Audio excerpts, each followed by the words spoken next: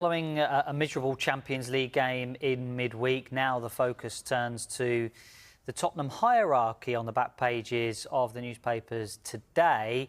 And according to the chief executive, Vinay Venkatesham, he has laid the blame for alleged mistakes at the club that have happened previously at the feet of Daniel Levy, the former chair. That's the back page of the Daily Telegraph today. Tottenham blame Levy for crisis. Now, this is from a fan advisory board meeting which happened at the start of this month, but the quotes and the minutes from this meeting are now only just being released, which is why a lot of the papers are carrying this story today. And Vinay Venkatesham talks to the fan advisory board about a number of issues, and including an internal review which has highlighted a number of missteps from Spurs over the last few years. And just to name a few of them, Vinay Venkatesham points towards the men's squad requiring strengthening in terms of quality, experience and leadership. He also talks about financial pressures arising from heavy transfer spending, which means that they now need to focus on player sales. I'm not sure a lot of Spurs fans will like to hear the sound of that. And he also talks about a culture at Spurs, an internal culture, which is described as needing improvement in a number of areas. And those aren't the only items on the list, really, of difficulties that Vinay Venkatesham has pointed towards. And certainly the blame is being put towards Daniel Levy. The blame is being put towards Daniel Levy, towards the fact that they qualified for Europe in 18 of 20 seasons as a kind of counter to that.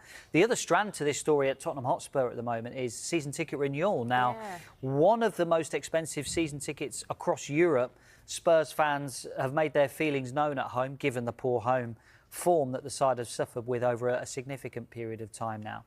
And Spurs have actually extended the renewal window for season tickets now. It usually happens, the window usually closes just a couple of days after the season end.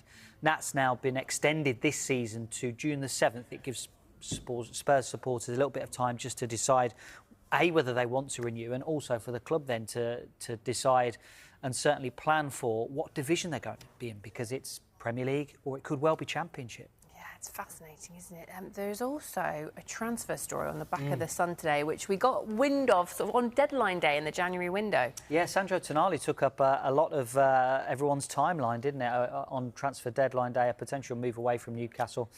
I wonder whether Eddie Howe will be asked about this once again. He has been asked about it earlier this season, and will he be asked about it again this morning in his news conference? But the back page of the Sun today, the headline is "Flog on the Tyne."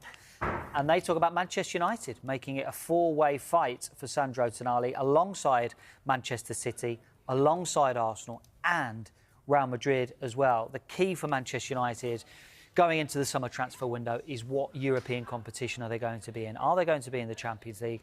Are they going to be in the Europa League? As it stands, they're in those Champions League places, and that then gives them much more wriggle room in terms of the players they'd like to sign, but also the finances then available to sign these types of players. You would think that any move for Sandro Tonali would hinge on whether they are in the Champions League, but certainly midfield is an area that United are looking to strengthen in the summer.